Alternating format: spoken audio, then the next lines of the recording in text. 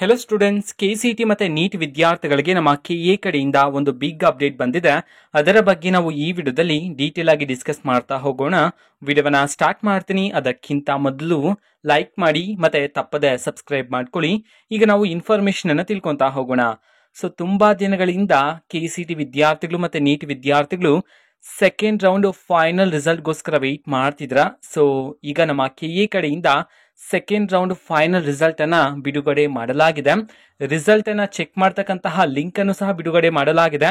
Result ಅನ್ನ check ಮಾಡ್ತಕ್ಕಂತಹ link ಅನ್ನ ನಾವು ಈಗಾಗಲೇ ಟೆಲಿಗ್ರಾಮ್ ಚಾನೆಲ್ ಅಲ್ಲಿ ಅಪ್ಲೋಡ್ ಮಾಡಲಾಗಿದೆ.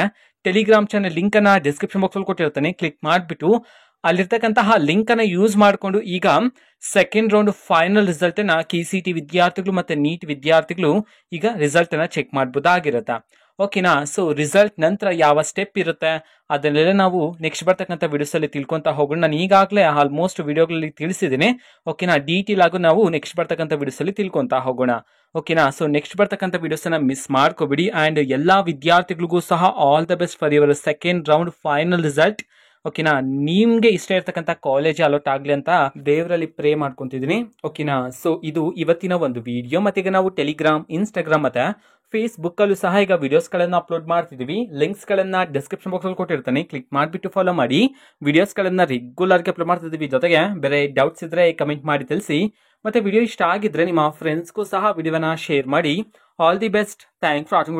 All the best. Thank you. Bye.